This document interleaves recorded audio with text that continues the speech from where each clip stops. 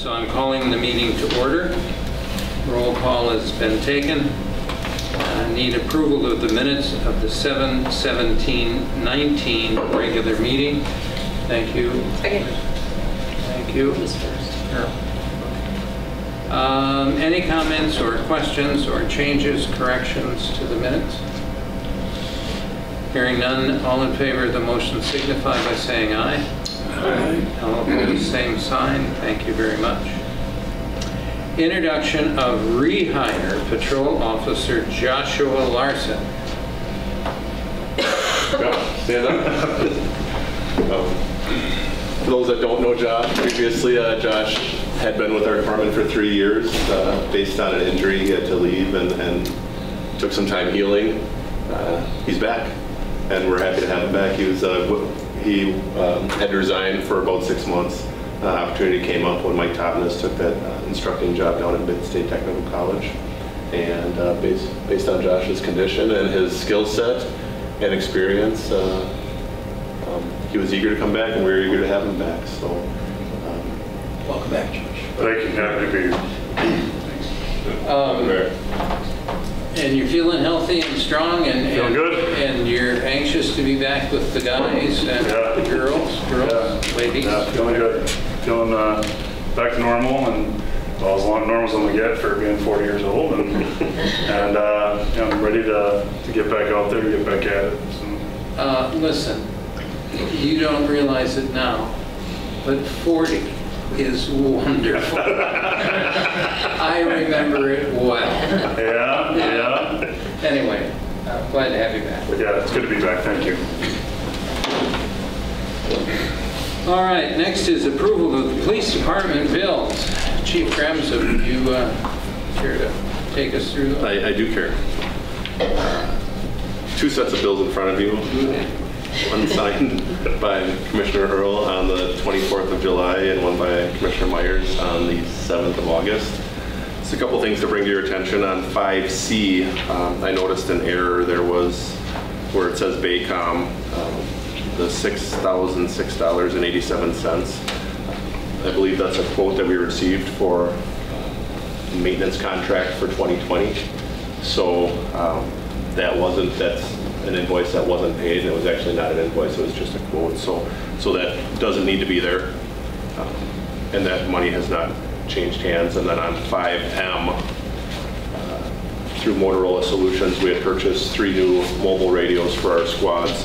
Our current radios that we're replacing, we're going from Kenwoods to Motorola's. Our Kenwoods are past their shelf life or their ability to be supported by Kenwood, and we would have to start replacing these out. So last year, we started replacing out the squad radios, the mobile radios, whenever we would put a new squad online. So hopefully by the end of next year, 2020, we'll have all new mobile radios in the squads.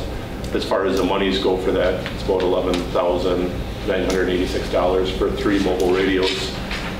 In speaking with finance, they allowed us one of our last vehicle sales, our old squad sales. I believe it was a K9. That was, I believe we received right around $8,000 for that.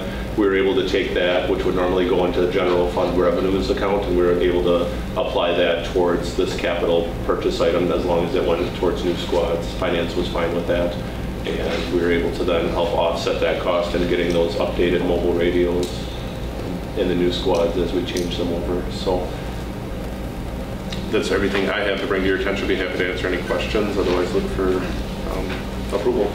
Motion to approve. Okay. Thank you.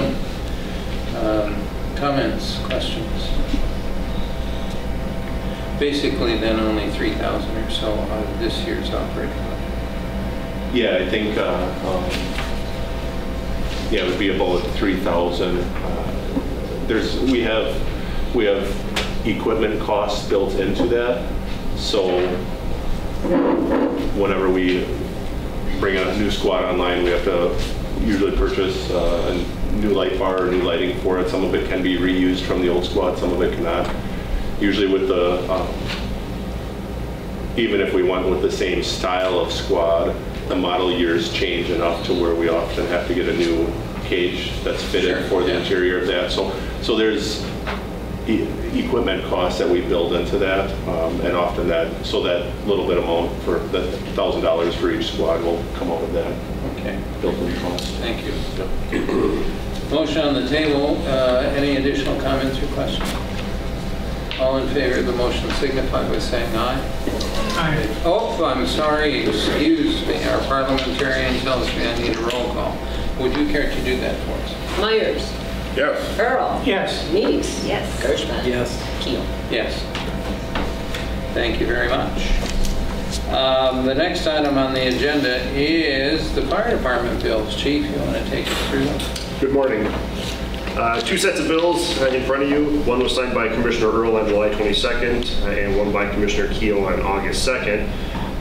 Really the only thing to bring to your attention is on 6F. You'll note that there's an entry for physio control, a life pack of 23,000 plus. That is an error. That one, again, should not be in there.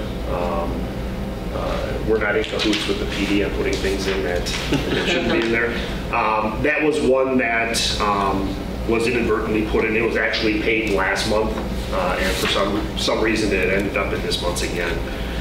So that 23,000 is not in there. Again, no money has changed hands or anything. So other than that, I didn't really see anything that stood out as being of great significance, but I'd be happy to answer any questions and ask that you approve. Motion to approve the fire department bills. Thank you, Gordon. Second. I'll second. Thank you, Randy. Questions, comments? Hearing none, all in favor of the motion to approve the fire department bills signify by saying aye. No, I'm sorry. It's right here. Roll call. Myers. Yes. Earl. Yes. Meeks. Yes. Gershman. Yes. Keel. Yes. Thank you. Thank you. Police department activities, training reports, and correspondence. Yeah, a couple things bring your attention. July 2nd through the 10th, Libby Abel, one of our officers, attended firearms training. She'll be an instructor for our department now. I believe that puts us right at about 8 firearms instructors, which allows us to have multiple on each shift, which is good based on officers' availability. Both July 16th and then this past week, we held field training officer interviews. That replaces Landon Kramer, who has been a field training officer for us for probably about, I want to say 5 years, and wished to relinquish his duties as that. So we interviewed 6 individuals, and we'll be in the process of narrowing down those 6 shortly.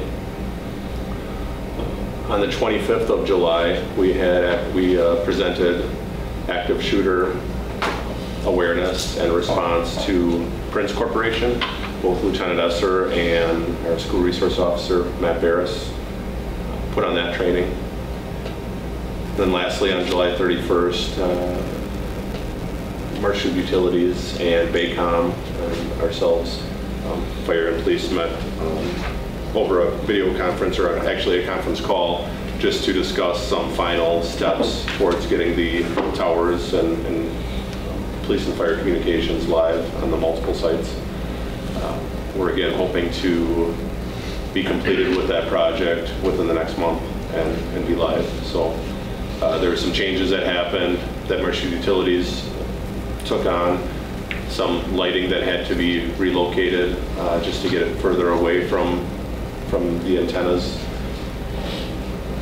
We're hoping that that will definitely solve the problem that was being experienced by Baycom when they were working on this, but they're going to be happy to get this project done as well. I think they've invested many more hours than they had ever anticipated based on some of these struggles that presented while the project was going on. But last thing to bring your attention on 7J, we received an additional check from Central Wisconsin State Fair. This is paying some of the overtime costs from last year. we had told them at some point, based on their revenues, that they could pay us in increments. However, it worked out best for them to keep their staff obviously paid first and foremost, and do what they need to do. But payments are still coming in, which is nice. What's the balance? 2,000. Yeah, maybe right around 2,000, maybe a little less. Okay. So, be happy to answer any questions on that. Otherwise, place on file. Any comments or questions from the commission? Thank you, Chief.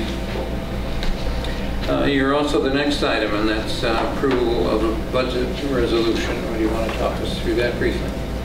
Yes, I passed that out just a little bit ago. We had received some donations from the community. Large donation from the Altman family through their Salute a Soldier run, which honors Joe Altman, who had died in the line of duty on Christmas Day years back. And we had met, and they had asked us if there was anything that the department needed. Well, we have talked for a couple of years about obtaining a drone that we could use for search warrants for searching for children or elderly or potentially fugitives, for obtaining intelligence prior to performing a search warrant for safety reasons, for aerial photographs of scenes, whether it's a crime scene or a crash scene or fire scene. So we had been looking at that. I think both we and the fire department had budgeted for it a couple of times, and it was removed by the city. But I saw this as an opportunity to work with the community and potentially raise money to buy a drone. So between some community members and the Altman family, we were able to raise $10,000 to go towards the purchase of a drone. And then with some ancillary costs that may be there to include training and such, this request is to take that $10,000, which is in a donation fund, and also take another $3,000, which is in a drug seizure or restitution fund, which is paid for by individuals we arrest when they pay us back for drug buys or for monies invested into those drug investigations. So the total of $13,000 we're asking to have set aside for the purchase of this drone probably within the next month or two. We haven't selected a vendor. It would be to have that selection made within the next probably 2 to 4 weeks and have that purchase made, but based on having to go through finance and city council, the choice was to either bring this forth now, and that's why it was a little bit late for the packet, but bring it forth now or potentially wait until the end of September. And I just wanted to get that going sooner than later. So be happy to answer any questions you have on that budget resolution. There's absolutely no impact to the tax base when it comes to the training or the equipment purchase. Down the road, if there's any repairs or updates that it would need, there might be a cost to that, but I'm not sure what that'll be, and I guess it's situational dependent. Otherwise, I would look for your approval on that budget resolution. Let's have a motion, and then we'll discuss. Yeah, I'll make a motion. Thank you. Gordon seconds it. We have a motion and a second to approve the resolution. Any comments or questions? I'd like to see a demonstration of it once it gets up and running and trained. Because certainly, I don't think the fire department has one, Scott, right? Unless you bring your one in from Alfred. Correct. So, yeah. There's actually a situation we had recently where we could have used it. This one will have a thermal imager, infrared camera on it to pick out heat sources and such in dark or at distances. One of the situations we had recently, we had an individual who was suicidal. He was on the railroad tracks on the steel portion that goes above Veterans Parkway and Oak Street. And this was at 1 in the morning. We weren't able to see him. We were told that he was armed based on one of his friends, that he was armed with a handgun. And when you don't have a visual on the individual, you can hear him, you can't see what he has in his hands, and you really don't want to expose yourself enough to illuminate the area because of this potential of having a firearm.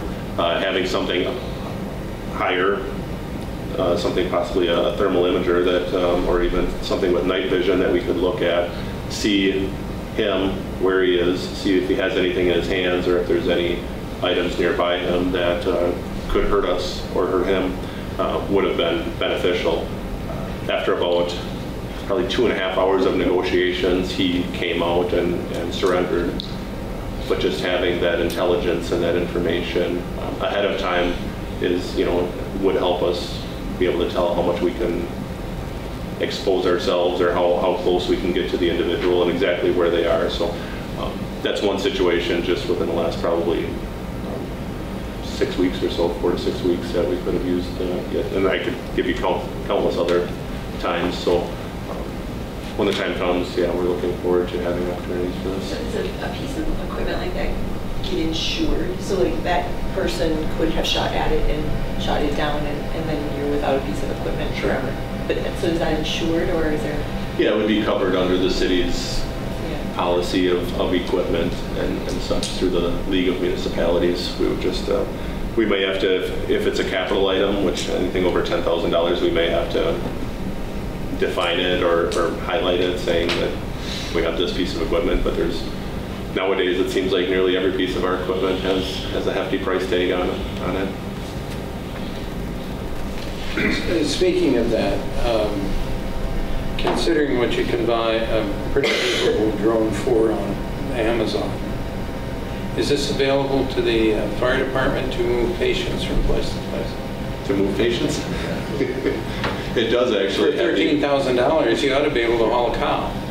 Well, helicopters usually cost millions, and they can usually have a weight limit as well. So this does actually have the ability to carry a payload. I've seen drones such as this carry up to 5 pounds, which could carry a rope to somebody in a river. If that in some communities could drop things. No, that's not Marshfield. It has the capability of carrying in a river. That was an example. We don't have a river. We don't have a creek. Anyway, you want the drone. You got the money for it. Correct. Nothing on the tax base. Correct. I think you've got additional questions about this device.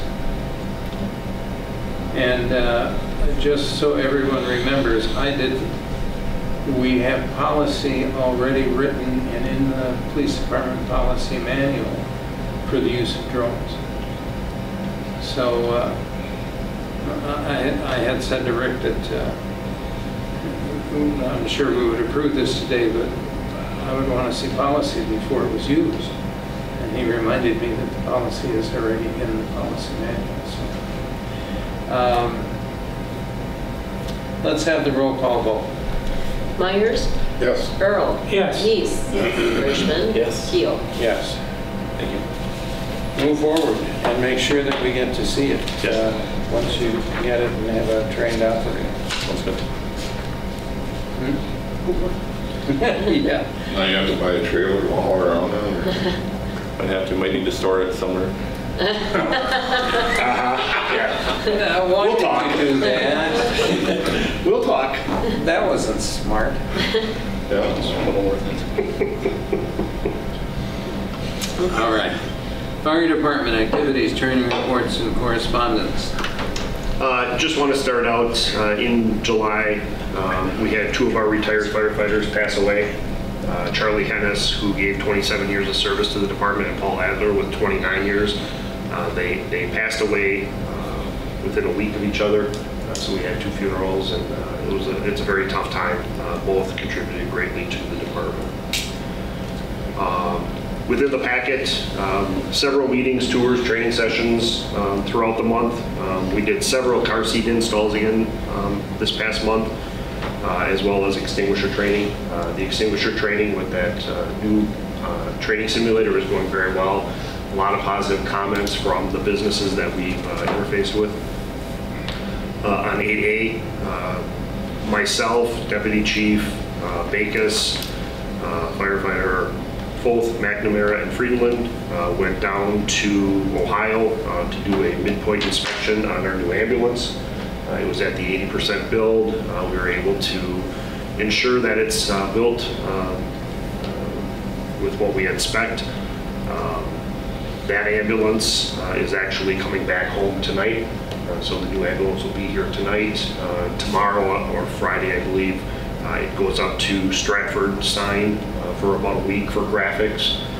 Then it comes back and has all the radios installed and the Opticom, and then stocked and put into service. So we're very excited that it is done.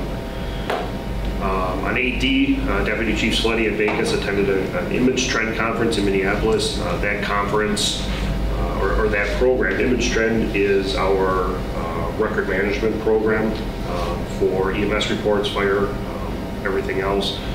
They found the program to be, or the conference to be very, very beneficial.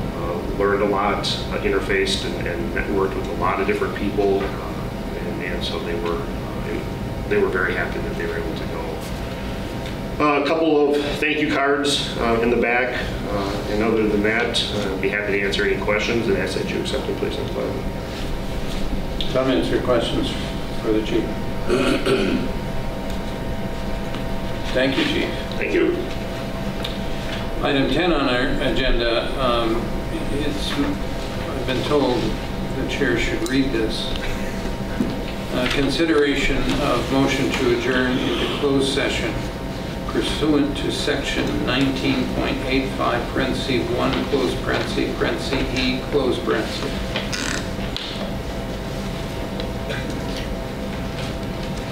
Wisconsin statute, deliberating or negotiating the purchase of public properties, the investing of public funds, or conducting of other specified public business whenever competitive or bargaining reasons require a closed session. Specifically, we'll go to closed session to discuss and approve a contract with the Marshfield Clinic Health System, and secondly, to discuss and approve updated ambulance contract with the Township of Richfield. Is there a motion to go into closed session? Thank you. Is there a second? Thank you. Yeah, good. That means we are now in closed session, and those, oh, roll call. I'm sorry. Myers. Yes. Sit down. Earl. Yes. Neese. Yes. Gershman. Yes. Keel. Yes. We're now in closed session.